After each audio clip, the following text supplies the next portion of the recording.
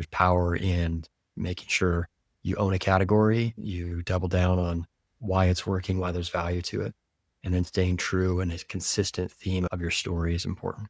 Takes time.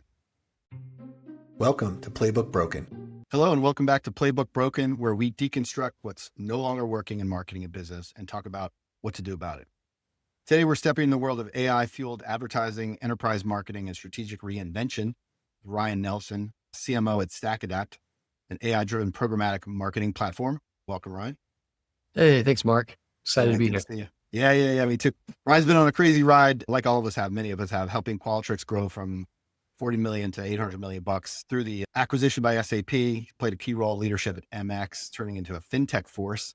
And as I said, now the CMO at StackAdapt. He's rethinking what high performance marketing looks like at scale. It's the dream. Ryan, so happy to have you. Excited. Yeah, it's been fun. Excited to dive in a bunch of fun topics today.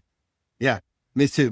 Let's start with some background. So as I mentioned, Qualtrics and MX, StackAdapt, your path runs through some, incredible growth stories. When you look back and think forward at what you're doing now, what are some of the common threads from a playbook standpoint? What are those plays? How common are they? Have they changed a lot? Where's your head at there?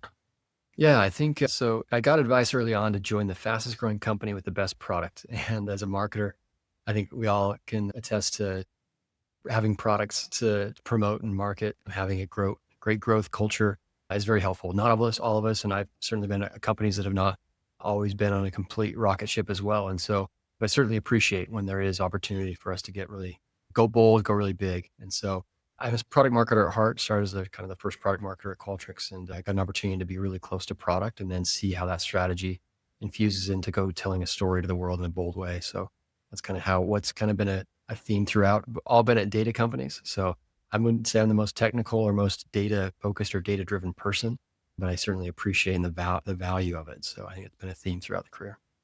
How do you manage sort of in that context of being a sort of data math companies, being a marketing guy, storyteller, like has that evolved in your thinking, or were you just always a great sort of storyteller from the beginning? No, I don't think so. And I'm still always working at it, but I think data is powerful. There's the heart and the mind of marketing, art and science. And I think as marketers, oftentimes we have to flex our muscle in one way or the other if we're strong in one way versus the other. I tend to be a little bit more creative on the creative side and a little bit less technical. So I like to surround myself with great technical folks who like to geek out on the latest advancements and things, and then kind of be my inner circle to help kind of bridge up some of the blind spots I have.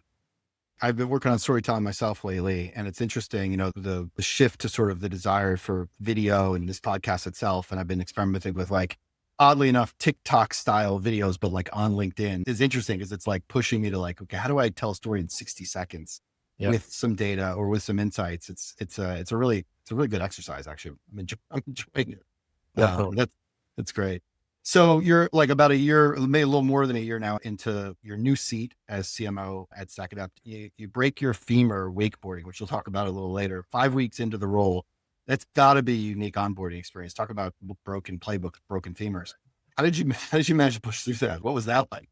Yeah, so I was about 5 weeks in. I was supposed to go to Cannes Lions the following, 2 days later, and I was at Lake Powell in Southern Utah, best place in the world. I was wakeboarding and still trying to do tricks like I've done when I was younger, and I've wrecked way worse before. It was kind of a freak accident, just kind of the pressure of the water. And I broke my femur. I got flown out of there, bumpy ride in the boat to the marina, and then I flown out of there because there's no real hospitals around. But I just distinctly remember calling or just texting my CEO and just like, hey, I don't think I'm gonna be able to make it out to Cannes. I don't know yet, if I pop my hip out or what. But anyway, the ER doctor said, yeah, you're not flying tomorrow. I asked it, but it wasn't going to work. So 6 weeks, I was basically no weight. And then I just got after it, and physical therapy, sled pushes, all that stuff, just getting it going. And definitely the metal went through it, set off the TSA detector the first time, but since then it has not. So something's happened to make sure that I was worried about. You did get to Cannes Lion this year, correct? I did. Yep. It was fascinating. It was incredible to see just the creativity that's happening there. A lot of money being spent, probably a lot of wasted money. And some, if I'm, being, uber transparent about kind of what I saw there, I think it's just a disconnected experience as well. There's just a choose your own adventure experience where There's so much to see, so many people to meet, so many meetings, so many different celebrities speaking all at the same time that it almost is like a little bit of a frustrating experience that you can't experience at all if you just kind of wish it was spread out a little bit more. But I totally get it. Pretty epic event. I was very thankful and grateful to be there. We work with a lot of marketers and creatives as well, so it's our audience. So we met with so many phones of clients there, which was really the most rewarding part. Definite bucket list item. Go through that experience and end up back there a year later is a testament to your fortitude and willingness to do the hard work, which is great. No, it's been a great year. I'm very thankful to be at the company. We're growing fast and a great team. So it's been so much fun. So here on Playbook Broken, we have these different formats, breakdown moments, strategy workshops, new rules, kind of whatever the guest and different people want to talk about. Today, we've got a playbook breakdown and maybe a little moment too. You mentioned in your notes that you sent me before that you guys are moving up market, expanding from mid into the enterprise space. That's common. I think with some certainly in the MarTech space, HubSpot kind of is an example that comes to mind of a company that did that very, very successfully. SEMrush, who I work for, we're doing that right now, which is interesting to see. It's also, I think, a textbook moment where playbooks start to crack. That like whether it's PLG or SMB, mid-market, and then enterprise is such a different experience. What were the first signs that the old playbook wasn't going to cut it and needed to kind of be refactored or rethought? Yeah. I think there's an element here of, follow the demand and kind of where customers are seeing value. And so we started to see a lot more of our customers spending more on the platform, running bigger campaigns, started to see them refer and, say very nice things about our platform and our people and our team. And so we started to be pulled into some of these maybe bigger logos or bigger opportunities and built out an enterprise sales team to focus on that area while we're still maintaining a lot of our core focus within our mid-market segment and making sure that there's, a lot of love and focus and innovation there as well. So that requires a lot, oftentimes repositioning a company. Oftentimes, if you think about HubSpot and Salesforce, let's use that analogy for a minute. We're actually, bringing HubSpot on board. And, 5 years ago, I probably thought we would, at our stage right now, at 1,500 employees, that we would have outgrown HubSpot. But I think they've done a good job of changing up the narrative in their mind that you don't outgrow HubSpot. And I think, and certainly you don't outgrow StackAdapt. And I think I want to make sure that we're adding value at every stage of a customer's journey. We still use Salesforce for all our CRM, but for all our marketing automation, connecting that into HubSpot. I think it's just a good analogy of maybe where we're at today of, StackAdapt being the HubSpot of programmatic. Yeah, that's actually really interesting. I mean, did you look at their playbook and have you studied that kind of transition and actually adapt some things, whether those are KPIs or team structures or philosophies in terms of making that jump? I think I haven't actually ever worked with anybody that's been at HubSpot. So it's just kind of been from the outside in looking in and seeing some of those things. Like I look at obviously other companies, Atlassian and others that have been great companies and taken what could be maybe a tool into a platform, into basically a revolution. And so, but I think HubSpot, obviously they started the revolution of inbound marketing a long time ago and really grabbed onto that and held onto that and then made something of that. And I think there's power in making sure you own a category, you double down on why it's working, why there's value to it, and then staying true and a consistent theme of your story is important. It takes time. Yeah, it does take time. And there's a bunch of different places to go there. I mean, you said something just now like tool into a revolution, which is fascinating. I mean, I think you're talking about the category of one that HubSpot created, which is inbound, right? They invented inbound. And what's interesting now is, of course, inbound is sort of like the shine has come off. Even former, CMO, I think it was the CMO, but former senior executives from HubSpot are saying, well, there's new things, right? There's a new revolution to be had.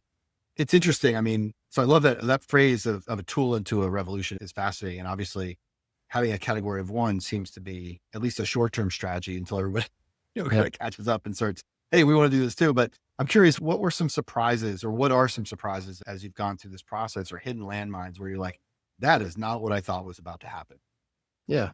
I'd say we're on a journey. And so we're growing incredibly fast, the fastest growing DSP by far in many ways. And in May, we launched a MarTech platform, a marketing automation sort of email platform that can connect in your programmatic ads into your email. And so you can now connect more of the ad tech and MarTech ecosystem. And so the evolution of StackAdapt is being a one-stop shop for an advertiser and marketer to run your ads across channels, connected TV and digital out of home, but then being able to follow up on those through email or other channels. And so I definitely see a consolidation in the industry around tech. I think the last 10 years has been, there's been point solutions that have been used, and SaaS has been very, very hot.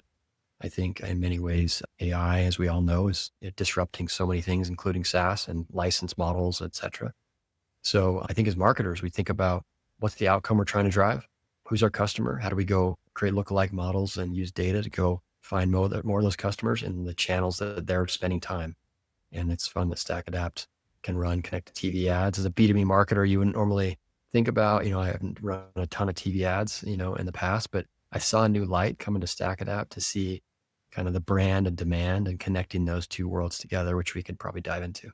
Yeah, that's awesome. There's so much there. You kind of hinted at a marketing mix. It's fascinating to think about, quite ingenious, paid, programmatic, and email. Mm. And you're right. I think that the consolidation and the mixing and matching of those channels is fascinating. Moving beyond LinkedIn, Google, are you, and especially video, I think is what's on my mind. You mentioned CTV. We've done some work with a bunch of different CT providers. Well, what channels are breaking through the kind of traditional noise from your perspective? As a B2B marketer, and those that are in B2B, obviously LinkedIn is kind of a core go-to source, and we use them as well. But what's fascinating, the mindset I've had shifted since I've even just joined the company is, how does our brand show up in places that are not in a business setting, that becomes a part of their everyday life, and sort of you create sort of raving fans because that you show up in authentic ways in kind of their day-to-day flow. And so, if you're hosting a big event, it's in maybe a major city, showing up in our digital out of home, kind of the display, the billboards throughout the city. And maybe, when they hop in the Lyft or the Uber from the airport to their hotel, they're seeing ads, connected to, welcome to Nashville. And, and it connects you to a personalized experience. Then maybe they get to their hotel room and they, that later that evening, they're watching their favorite show, and you got to kind of avoid the creepiness of it. But there's a Yeah. personal element of it that's all those touch points happen outside of their regular day-to-day in their day-to-day job flow. And that's the power of a programmatic platform to be able to open up that opportunity, which I think we're seeing a lot more excitement and momentum in the B2B. I'm working on this. I'm working on this theory. I've spoiled it already a couple of times on the podcast. And it's basically, what we see is this sort of pendulum shift back from pure performance marketing, rebalancing a little bit, I would say, because performance marketing is never going to go away, but brand kind of took a hiatus, I think, for in many marketers' minds for probably far, far too long. And so I've got this notion that like Don Draper is back. He's a zombie, but he's definitely reanimated, and he's back for good maybe this time. And I think what's interesting about what you're talking about, if you can avoid the creep factor, which is significant, right? Because I think part of the privacy issues and surveillance culture that we have makes that a little bit challenging. But I think you're right. I think that brands that show up in different places, even if it's out of context, that is brand building, right? There's a reason why people still buy, I don't know, billboards on the highway. Like, Yep. oh, there they are. And I think the creativity that you can do through those channels becomes very interesting. I was on TikTok, I was flipping through, and this guy said something I found interesting. I'm curious. I'll run it by you. I ran it by somebody earlier today. That if you think about social media like as if it's social media, you're not thinking about it right. What he said was you should think about social media platforms as entertainment platforms first. And I was like, that's actually really interesting in context of a B2B thing, because I don't think many of us think about entertainment first. Yep. But in an attention economy, I don't know, droning on about stats and efficiency, I'm not sure is the best way to get someone's attention. I don't know. You got thoughts on that? I know you're putting it on the spot, but like, it's interesting. Absolutely. I think we underestimate how powerful it is to know someone's passion and to be able to associate with that passion and associate your brand with that passion. And so maybe a quick story. We were running BMW as a client at Qualtrics, and we're talking to them about building an epic, customer experience program. And, I've told the story maybe a couple of times before, but just for the audience here, I think we were trying to get a major, major brand on the platform, and iconic top probably 10 kind of, spender in terms of, worldwide budgets, huge, huge company. And I couldn't get the CMO to engage with anything, ABM, everything we were doing. And I just kind of paused the team and said, what does this person care about? What do they really care about? Found out that they loved BMW, and I had a couple of BMWs, and they were talking about it on X or Twitter at the time. And so I just kind of paused the team and said, what if we were to go do something here? And so I actually got in touch with the BMW North America president, who was working with us on some case studies and things. And I said, hey, what do you think about hosting this person down in South Carolina? Your racetrack, backstage pass, maybe like see the robots, the paint shop, maybe go across the street, race some cars. And you open to that? He's like, absolutely. Like, let's do it. And I said, okay, what do you think about having maybe 10 of the most epic brands there to talk about the future of customer experience? And he's like, I love it. Let's do it. And so I just sent a note to this person and just said, hey, what do you think about, coming down, meet the president of BMW North America, see the factory? And it was fascinating. The person responded in 8 minutes and said, I'm there. How can I help? And this is after like a year of just every creative strategy we could think of. And that moment was a light bulb for me where it's like, we could have given them we could have done their job for them and the work for them like, we could have given them any sort of value, but it really came down to what they're passionate about and creating an experience for them. So that changed my mindset. That's an incredible story. And it kind of, a couple of things. It speaks to your creativity and thinking outside the box. I also think that people like it's really interesting because you can definitely go overboard, right? We've seen the kind of, let's say email spammy strategy. Like someone knows that I went to FSU and, we won a big football game and all of a sudden I'm getting emails like, hey, you saw the Knowles one, like whatever. But it's interesting because what it sounds to me here is like you've melded something really interesting together. And I think, look, as you guys enter the enterprise market, like those kinds of engagement opportunities are everywhere because you're Yeah. dealing with, large public companies, large companies, CMOs who are just too busy to think about this stuff. That's a great story. Thanks for sharing that. Great story. That's good. There's also a world of like, yeah, brand and demand. And kind of, I think about, back to your point around, where do you focus? And I think if B2B marketers can think a lot more like B2C marketers in that way, there's power in that. And there's actually more fun in that too. So I think I just encourage us to do that. I think that playbook, the B2C, and not going overboard, obviously, but the B2C kind of playbook and mentality, customer experience, customer journey design, I think we're starting to see B2B brands kind of hire more B2C marketers, think more about agencies that have done that kind of work. We've seen kind of a little bit of a trend here. We've seen this happen before. Like B2B seems to trail a little bit. Like take video, for example. Video has been very successful, like TV for 100 years or whatever. Like we have TV and we have ads and all of a sudden it's like, well, it's weird that a B2B company would run ads on it. No, it wouldn't. There's a reason why, IBM is heavily invested in the PGA. Like, Mhm. like a passionate golf fan, I turn on the thing and all of a sudden there's a brand of, hey, those guys have been trying to contact me for years. And all of a sudden they're on Dustin Johnson's shirt. You never Yeah. know. It's a different way of thinking. And I think about the Don Draper analogy that I've been working on is I think the B2B marketing universe has been kind of sidelined with a direct marketing mindset, right? Put money in, get kind of leads out. And there's a relationship piece that you just described with your story there that it's really important. And it's how you actually build brand, right? Because that person's probably still telling that story. If that experience was any good in South Carolina, he's probably still telling people like, you're not going to believe what I got to do. This is amazing. Yep. Yep. I pulled something out of your website I'm interested in because I think it's fascinating. And as a leader, like I just trying to figure out on my own team and looking around. So the StackAdapt website says that leaders are all in and that they are force multipliers, which I love that term, force multiplier. I'm curious when you think about your role as a CMO and the team, I don't know how big your team is, but your team, like how does that manifest with you just in terms of how you guys run the department, run the team, run the business, and ultimately run that playbook? Yeah. We're one team. There's no politics here. There's no jerks. And there's just a lot of passion about winning and doing what's right for the customer. And so I think we talk a lot about our values of putting ourselves in their customers' shoes and because we're marketers marketing to marketers and we're our number one customer as well. We push our product team on our platform. Hey, this could be better. This could work better. So we're almost like a product innovation team inside as a marketing team using our own platform, which is fun. We have incredible founders. Our founders are all in, and as much as they probably don't need to be working, et cetera, like they're all in. Like they want to build a legacy and a lasting company that is adding incredible value to the world.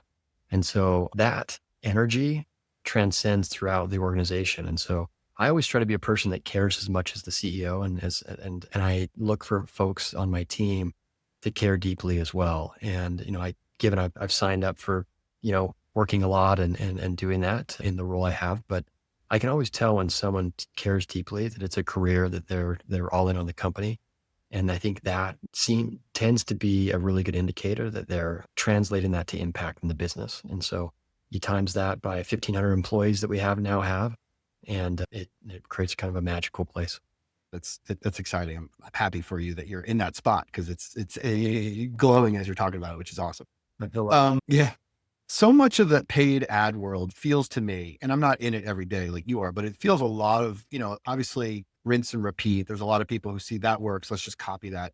I'm curious, you guys sit on an enormous amount of experimentation, spend, customers. Like, what are you seeing customers and you guys yourselves experimenting with that others aren't talking about yet? Like, what's about to happen with paid media and B2B?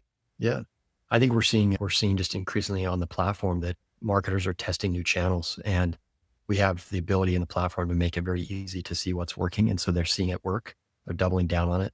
And, the campaigns are exploding. And so yeah, we have B2B and many companies that normally wouldn't run TV, connected TV ads or digital out of home ads are running that now. A lot of audio podcast stuff, a lot of video, testing those different formats. And it's probably like a little bit of like spend you'd put on Google or LinkedIn as a marketer. And, you go allocate some of that to programmatic and just you run tests to see what's working. I think the real kind of story there though is what's your media mix overall of a brand and a performance kind of world. And some would say you could have like a 50-50 mix. Some would say maybe it should be like 70% performance, 30% brand, depending on what your gaps are. But I think the reality of it is that if you only focus on performance, your top of funnel is going to dry up and it's going to be a lot more difficult to hit those targets a year or 2 years down the road.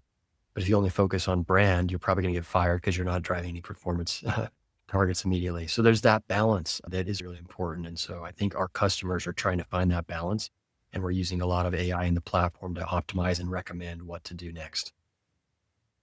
It's a great segue too to this sort of idea of a broken playbook moment. So, scaling up channels, layering in AI, it doesn't happen with a few bumps. I'm curious, was there a moment in the past year or so where your idea of success, it just completely collapsed and made you take a breath and go, hang on a minute, like this is not working the way I wanted it to? Yeah, I've definitely had moments, a lot of weeks where I wake up and I see a new AI innovation. I'm like, I'm behind the ball on this. And I've started doing something called AI Coach, where we're starting to kind of crowdsource ideas in the company and the team coming to present, hey, how did we use AI to make a bigger impact this week? And so that's been inspiring to see that. And I say that because like a lot of our data models and a lot of the infrastructure of how we can go scale and create like incredible impact with AI is broken. And you got to get the data right. You got to get the data foundation right, and not being a data person, making sure that I'm trusting people to do the work in the right way to get that done. And then on top of then you take the technology, and then you got process that's changing because now you're working with new technology and tools that is just speed of light change. And then you got people. So you got the technology, the process, and the people, and you combine that into kind of a trifecta. I think there can be a lot of problems in that, but there can be a lot of opportunity. And I think that's this year is like the internet's been created again in AI, and it's like 100 times more valuable than the internet ever was, and 100 times more opportunity. So it's fun time to be alive.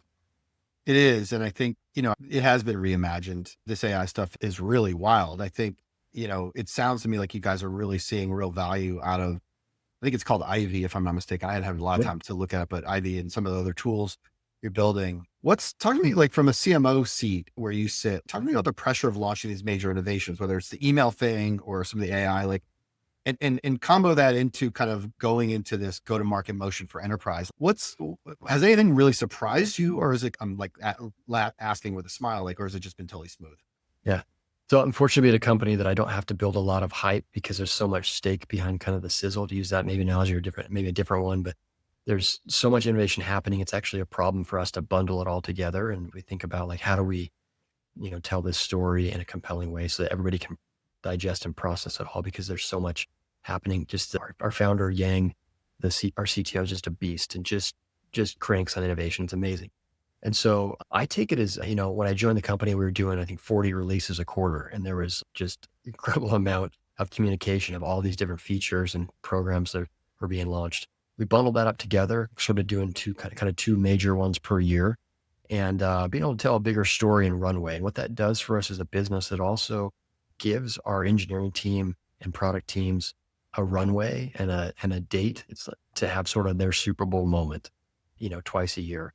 And from a marketer standpoint, I call it kind of a lightning strike moment. It's where you rather than have like a bunch of sort of touch points across the year. You want to be pretty consistent and stay top of mind.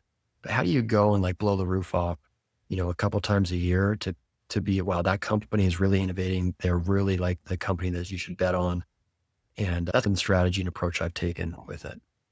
That's a playbook unto itself. And it's fascinating as I do more episodes of this show and I get into like, well, what playbooks are we talking about? There's very tactical playbooks, like how do you run an email playbook or a campaign playbook? How do you run a marketing team playbook? How do you run, you know, different layers of playbooks? And here you're talking about an integrated marketing innovation product playbook. You guys it sounds like you were doing a bunch of small releases and sort of flooding the zone with like new features versus saying, hey, wait a minute, we can make a bigger splash. We can do this lightning strike. That is literally a like multidisciplinary and playbook that you sort of redesigned, sounds like fairly recently. And so it's just fascinating. Like I think in these playbooks, we all have them, right? We all have whether it's written down as like, here's the playbook, but we all have a way of doing certain things.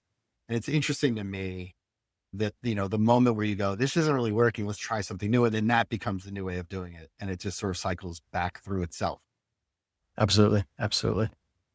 Maybe my favorite part of the show is this last segment called forcing yourself. We've already teed this up. I mean, you literally broke your femur just a few weeks into your new job. I cannot imagine what kind of pain, pressure, and obviously then work expectations. The worst thing that happened to me with taking a new job was I got jury duty on my first day. It was not quite. Maybe that's worse. Exactly. So take me back to that moment. Like, how did you force yourself mentally, emotionally, physically to show up as a leader when you could have just easily been like, I can't do it. I'm just curious about that process. Yeah. So we're a fully remote company. So that helped to be able to like, sit in a chair that was least comfortable and I could like have my leg up. But it was interesting, like to show up and have the energy. And, I had some medication the first couple of weeks that I was probably not fully present. And so, but I come back to work too, I had the surgery Saturday. I logged in Monday morning. I probably should have taken maybe a couple of days, but I felt the need to be there for the team and to keep building. And I think that the mindset I take is, do the tough things first, first thing in the morning, jump in, don't be afraid to tackle the hardest problems, talk in the mirror to yourself, whatever you need to do to give yourself the confidence to have sort of the swagger and like the commitment to go get after it. So it was a good moment, learning moment for me. I certainly don't wish it didn't happen, but it did. And I learned from it. And I think it's been a good lesson of just resilience for myself, just to know that I can do hard things. Thanks for sharing that, Ryan. That's incredible. I was thinking to myself as you were talking, like that lesson that you can do hard things is something I hopefully have imparted to my own children, but also learned myself over and over again. It's a really good, empowering lesson that you can survive the challenges and actually thrive through it. So kudos to you. What an experience. Unbelievable. This has been awesome. Thank you so much. I think we've hit some really interesting things. I mean, I think the tool to revolution thing is fascinating. I think that's a framework that like, I think a lot of marketers can lean on a little bit and sort of go like, what are we actually trying to do here? Is tools are important, but moving customers and moving hearts obviously is a big deal. B2C to B2B is, I think, fascinating. We talked about a bunch of evolving playbooks. I love the one about the product release stuff. And obviously we talked about broken femurs and resilience and doing the hard things first. So like incredible. Thank you so much for coming on. Where can people find you? StackAdapt, what's new? Like what's next for you guys? What's next for you? Yeah. Connect with me on LinkedIn, take a look at StackAdapt. If you're interested in programmatic, you'd appreciate that. If I can be helpful in your journey as you're thinking about running ads and building demand, building pipeline for your business, I'm happy to connect. And, appreciate you, Mark, for having me on today. Yeah, man. Thank you so much for being on. Thank you for watching Playbook Broken. You can find us on YouTube, martech.org, everywhere you get your podcasts or video. If you got questions or comments or feedback, hit me on LinkedIn, leave me a comment.